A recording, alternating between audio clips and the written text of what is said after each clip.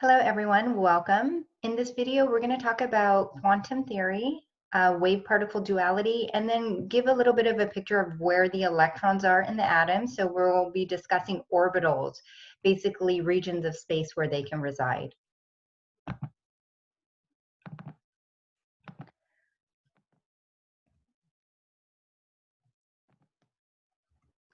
Okay, so I'm going to start with a bit of a cartoon. So this is a photon having self-identity problems.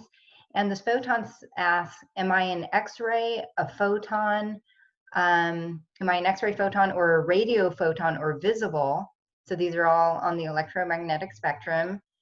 And oh heck, why worry about all that again? I'm not even sure if I'm a wave or a particle. So this whole concept about wave-particle duality is basically this dual nature that a light or photons can have. So basically we think of light being diffuse, not having a mass, but in fact what we find is that photons actually have some obviously wave-like behavior, but also some particle-like behavior. For example, you can shine a light on a metal, on an atom, and you can actually basically hit and eject out an electron. So that's particle-like behavior. You can also extend that and see the same kind of duality in electrons. So basically, we view electrons as particles. They have a mass, even though it's really teeny, teeny, tiny. They do behave as particles, as the example in terms of adding and removing electrons in ion formation. But there have been a number of experiments that have shown that electrons also behave as waves. So this is really some mind-blowing phenomena, because it's the first time you're actually thinking about particles as moving, having this dual nature and moving in waves with a certain frequency, a certain wavelength. So there were two experiments that were key in defining this. The first is a double slit experiment, and another one where a beam of electrons is shined on a crystal surface.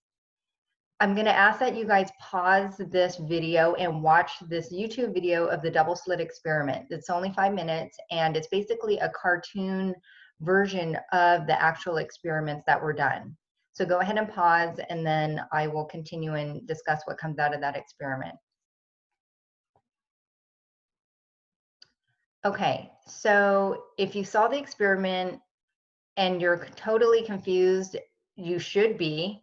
This is some phenomena that today even the brightest scientists in the world cannot explain. Basically what comes out of the experiment is, one, electrons act as particles. You can see that as it goes through a slit. You see that one band, and two bands. But if you, sorry, only one band in that experiment. If you have the two slits, basically what happens is the electrons behave as waves. So you see that diffraction pattern. So this is what was really just mind-blowing to a lot of scientists at the time, because this is a clear example of the electrons, which we traditionally view as particles, moving as waves. And there's no denying that. You see a diffraction pattern that really is only made by something that can move in waves. So at the end, they talk about trying to figure out why. They kind of take a closer look to see which slit, if any, each individual electron is going through, and everything collapses. They say the wave function collapses. And what they're saying there is, when you try to shine a light, for example, and measure, take a closer look at that subatomic level, the whole thing goes away. And the reason is you're disturbing the system, you're perturbing the system. So we do not have a clear view of that. One thing that I will say is there are a lot of experiments done by chemists, physicists, where you can only explain the behavior or the results of the experiment if you invoke this notion of electrons behaving as waves. And there are some other experiments which can only be explained by electrons behaving as particles. So generally at that subatomic level, we're seeing electrons behave as waves. There was one other experiment, this electron diffraction of electrons, this diffraction of electrons by using a crystal surface. Basically, a beam of electrons on a crystal surface showed a very similar diffraction pattern as X-rays would. This work was done by J.J. Thomson's son. So both father and son ended up winning Nobel Prizes.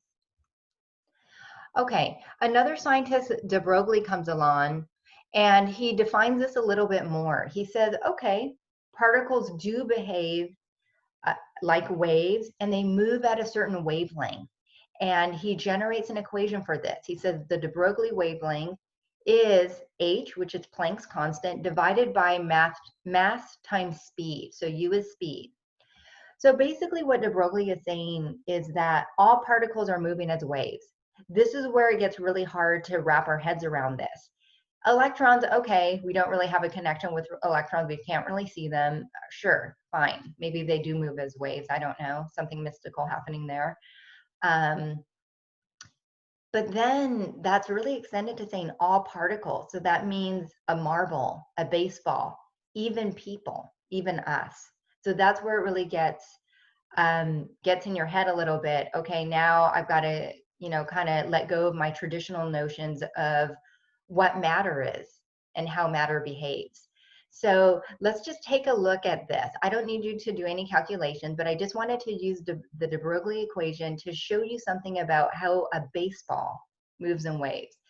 An average baseball is about 0.145 kilograms, going about 42 meters per second. So if I went ahead and plug this into de Broglie's equation, I can get a wavelength of a baseball. So a baseball pitcher throwing a baseball, probably quite a bit faster than that. That baseball actually is moving in a wave with this wavelength of 1.1 times 10 to the minus 34 meters. The point of me doing this is to show you that is a very, very, very small number.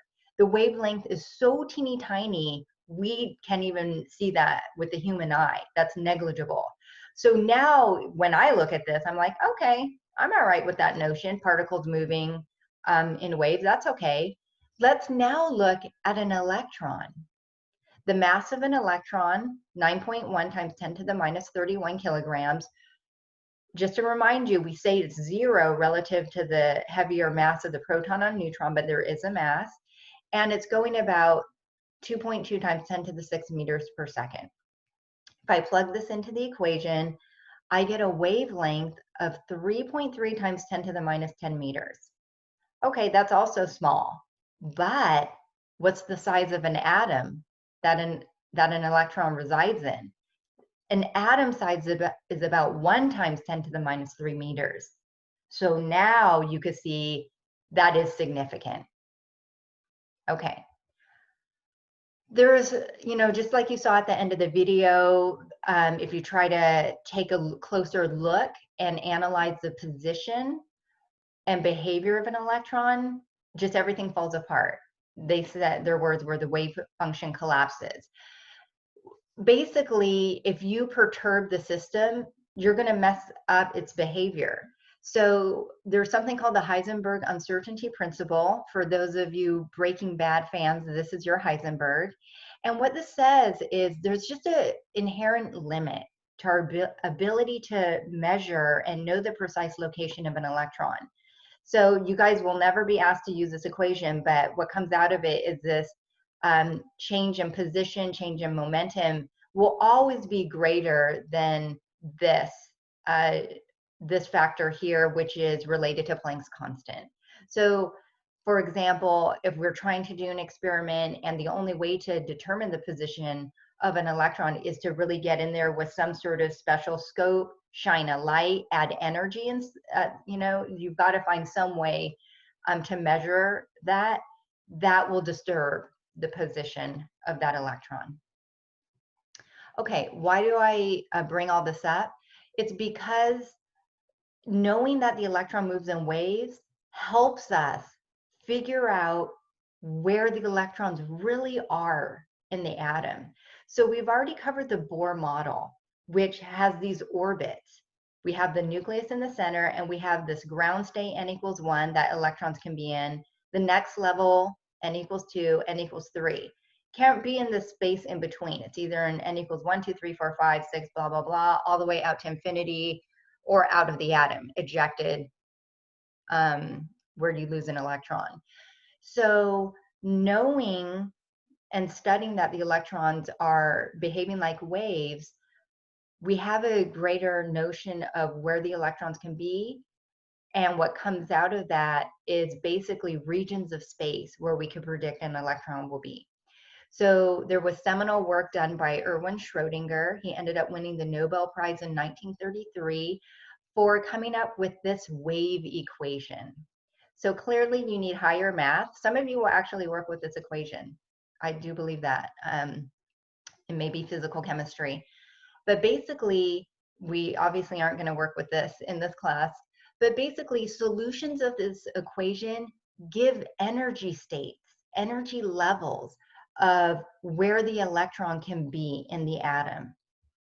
So the Schrödinger equation, we call that a wave function. It describes the wave behavior of the electron. It specifically describes the energy levels of where electrons can be. So just think about what a wave looks like. You have a peak and a trough. If you square that, everything can be a positive number, and the square of the wave function gives the probability. So all you really need to know is that what comes out of the wave function is the probability of finding an electron in a certain region of space. We cannot know the exact position. I've already explained that. There's the Heisenberg Uncertainty Principle. But we have a good idea of where it can be. Let me give you an analogy. I can't tell you what score each student will get on an exam, but I could tell you with good probability that the scores will be in a certain region. So that's what comes out of the Schrödinger's equation. And more specifically, what comes out are orbitals of different shapes where the electrons can be. So this first one here, this reddish one, is called the S, or spherical shape. And what the shaded area says is that electrons can be in this whole region. The center is the nucleus. It literally cannot be on the nucleus though. If you go to this next shape, this is a P shape. It's like a dumbbell or infinity sign. And they're in different directions. Here it's across the x-axis, here the z-axis, up and down, and here diagonal along the y-axis. So the P infinity sign shapes, there are 3 of them in different directions. The S is a sphere. You can't have different directions. This has 3 different ones. So electrons can be in an orbital that's a P shape. And what that means is all these shaded yellowish areas is where the electron can live, basically.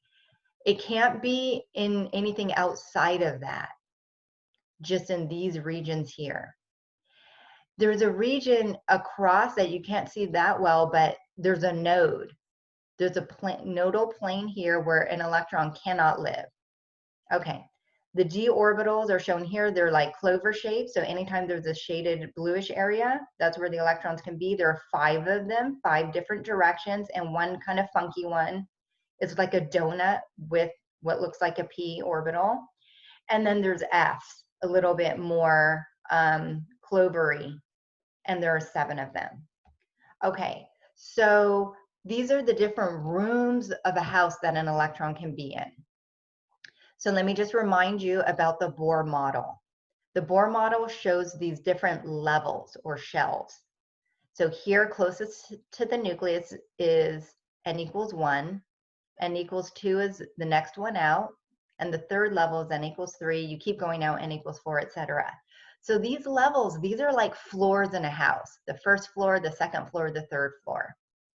The orbitals are like different rooms in the house. So within n equals 1, I can have an s orbital.